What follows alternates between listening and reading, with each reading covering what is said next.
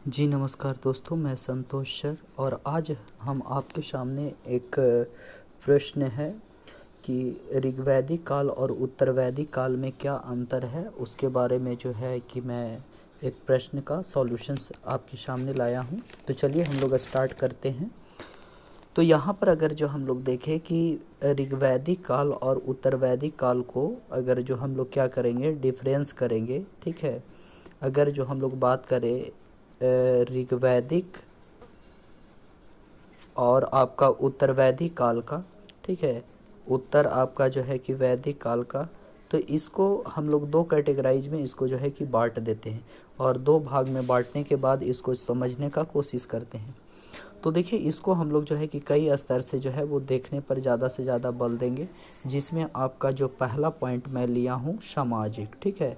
सामाजिक स्तर पर जो है कि विभाजन करने पर ज़्यादा से ज़्यादा हम लोग बल देंगे। तो चलिए हम लोग जो है कि पहला आपका जो है कि फोकस करते हैं सामाजिक स्तर पर। तो देखिए, आपका जो है कि यहाँ पे दो साइड हमने जो है कि इसको क्लासिफिकेशन कर दिया है। एक आपका इधर जो पार्ट है ये आपका जो है कि ऋग्वैदिक का है और इधर आपका उत्तर वैदिक का, ठीक है, यानी कि पोस्ट ऋग्वैदिक पीरियड और इधर में आपका जो है कि ऋग्वैदिक पीरियड। तो देखिए, इसमें क्या होता था कि family was basic unity patriarchy in nature, मतलब कि इसमें क्या था कि पितृ शतात्मक पर जो है वो बल दिया जाता था। लेकिन जैसे ही उत्तर वैदिक काल आया तो जो समाज था ये family become more of patriarchy in nature, मतलब कि इसमें एक्चुअली हुआ क्या कि जो पितृ शतात्मक जो था वो बहुत ज़्यादा ही क्या हो गया, आपका बढ़ गया, इसका महत्व जो है वो बहुत ज़्यादा बढ़ गया, ठीक है।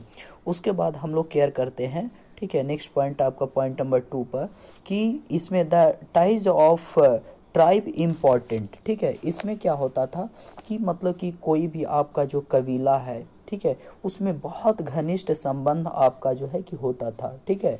लेकिन उत्तर वैदिक काल में क्या हुआ, the ties of territory become importance, ठीक है, मतलब कि बहुत से ट्राइब अलग अलग भागों में बट गया और इसके जो है कि अलग अलग जो है कि सेंटर बनाए गए और अलग अलग आपका जो है कि एक तरीका से इनका नियंत्रण करने वाला जो है कि बना, ठीक है। एक इम्पॉर्टेंट फैक्ट यहाँ पे ये है कि अगर जो उत्तर वैदिक और ऋग्वैदिक की अगर जो बात करेंगे तो थोड़ा सा पॉइंट यहाँ पे फैक्ट ये समझना है कि हम लोग जो है कि वैदिक पीरियड को दो भागों में हम लोग जो है वो बांटते हैं, ठीक है। तो वैदिक पीरियड आपका जो है, जो वैदिक पीरियड है ये है आपका जो है कि 1500 बीसी से लेकर के ये आपका चला 600 बीसी तक, ठीक है, 1500 बीसी से लेके 600 बीसी तक।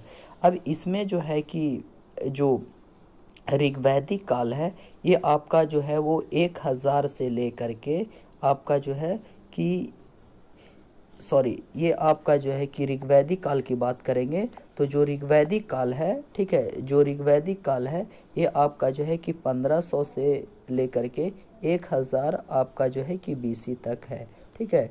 और वहीं पर अगर जो हम लोग बात करेंगे पोस्ट ऋग्वैदिक का, तो जो बाद में आया पोस्ट ऋग्वैदिक, तो पोस्ट ऋग्वैदिक आपका जो है कि हो गया 1000 आपका जो है कि बीसी से लेकर के, ठीक है, 1000 बीसी से लेके 600 बीसी तक के ये कालखंड के रूप में देखा गया है, ठीक है।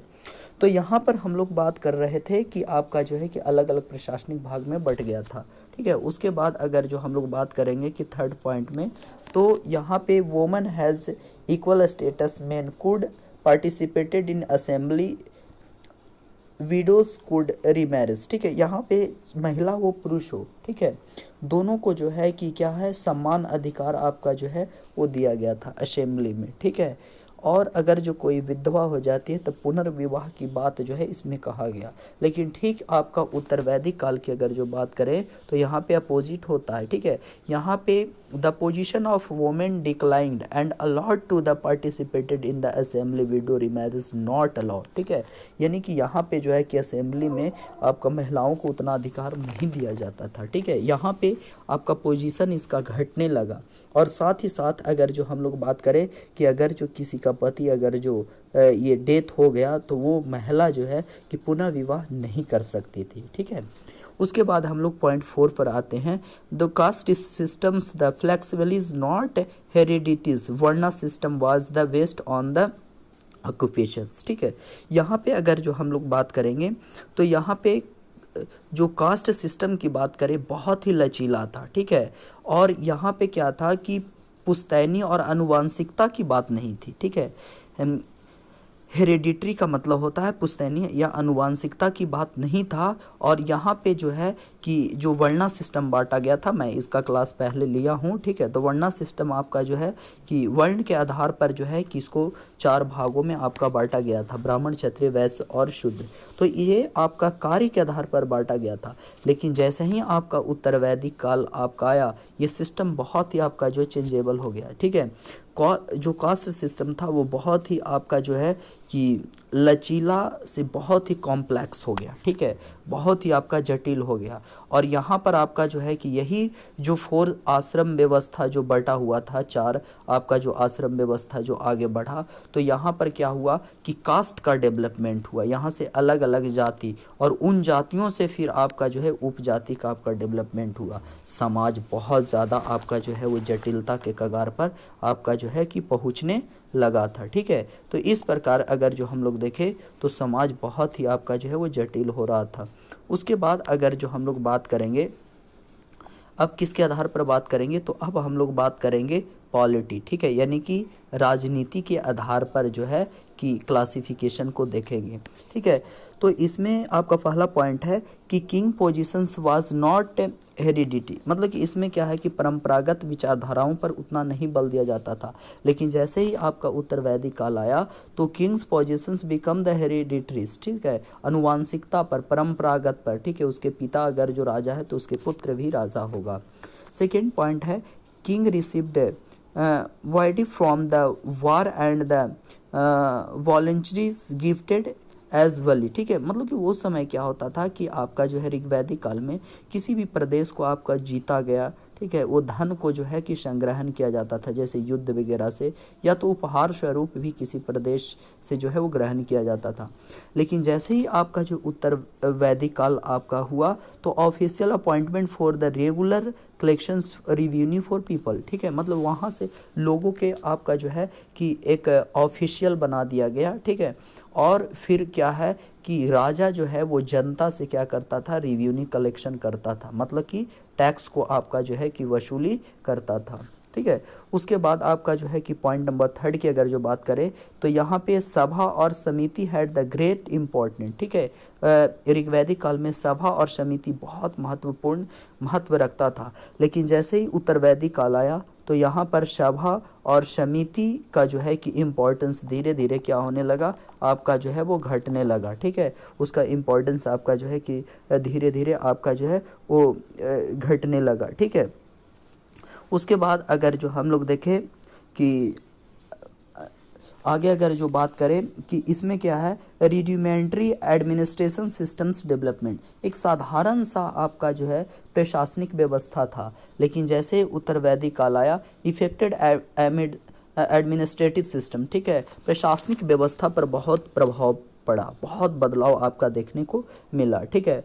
आपका जो है 5th पॉइंट है king position is not ritual, ठीक है। राजा का जो है कि जो राजा का जो एक पोजीशन होता था वो आपका जो है कि ऐसा नहीं, कर्मकांड या अनुष्ठान ये सब उतना जो है कि ये नहीं होता था।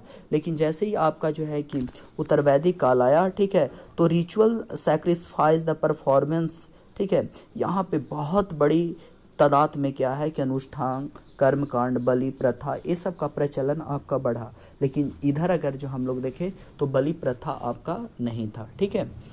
यहाँ पे आपका जो है बलि प्रथा पर आपका जो है बल नहीं दिया। अब यहाँ पे देखेंगे इकॉनमी, ठीक है, आर्थिक रूप से। तो इकॉनमी में अगर जो देखेंगे तो यहाँ पे आपका जो है कि इकॉनमी वाला में देखेंगे तो यहाँ पे क्या था, पास्चल्स इकॉनमी, ठीक है, मतलब कि पशुपालन पर जो है बल दिया जाता था। और जैसे ही आपका जो है कि उत्तर वैदिक काल आया तो यहाँ पे एग्रीकल्चर इकोनॉमी मतलब कि कृषि के आपका जो है कि क्षेत्र पर आपका जो है वो बल दिया गया। जो कृषि है वो कृषि पर जो है वो बल दिया गया। लेकिन अगर जो इधर अगर जो देखें तो इधर आपका जो है कि पशुपालन पर आपका जो है वो बल दिया जाता था। ठीक है, फिर आपका जो है कि दूसरी पॉइंट की अगर जो हम लोग बात करेंगे, ठीक है, यहाँ पे दूसरी पॉइंट है कि agriculture was known as the domestications of the animals done. ठीक है, मतलब कि थोड़ा साधारणतः तौर पर आपका जो है कि कृषि और मतलब कि कृषि थोड़ा होता था और पशुपालन पर लोग जो है वो ज़्यादा से ज़्यादा बल देते थे। लेकिन जैसे ही उत्तर वैदिक काल आया तो यहाँ पर क्या है कि कृषि, ठीक है, और जो पशुचारण हो, पशुपालन हो, ठीक है, इन सभी चीज़ों पर जो है कि बहुत ज़्यादा आपका जो है कि बल देने लगा। ठीक है, ये इकॉनमी का एक महत्व था, इकॉनमी पर ज़्यादा फोकस आपका जो है वो किया जा रहा था। ठीक है, उसके बाद अगर जो देखें यहाँ पे पॉइंटेड में देखें तो कारपेंटर हो गया, कैरियोट हो गया, ठीक है, या तो बहुत छोटे छोटे जो है कि लोग जो वर्कर्स होते थे ये लोग आपका जो है वो काम करते थे।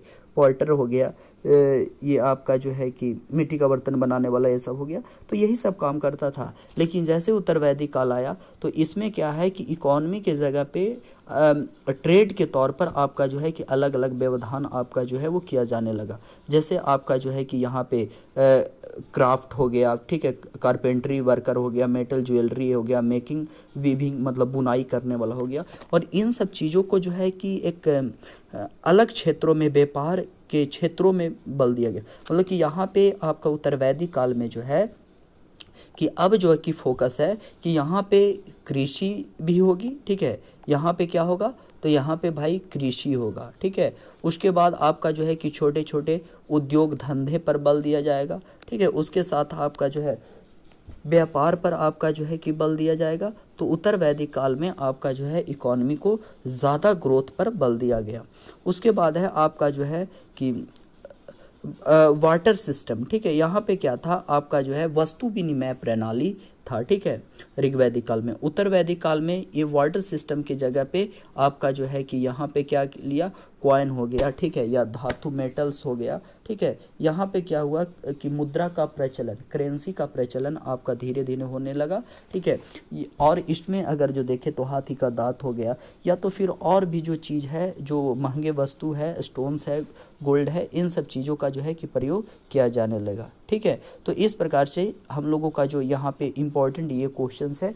ठीक है, कि यहाँ पे क्वेश्चन था आपका जो है कि ऋग्वैदिक काल, ठीक है, ऋग्वैदिक काल और आपका जो है कि उत्तर वैदिक काल। ठीक है, उत्तर वैदिक जो काल था उसमें क्या सामाजिक, राजनीतिक और आर्थिक रूप से आपका डिफरेंसेस था, इस चीज़ को हम लोग देखें। ठीक है, thank you for watching this my video. धन्यवाद।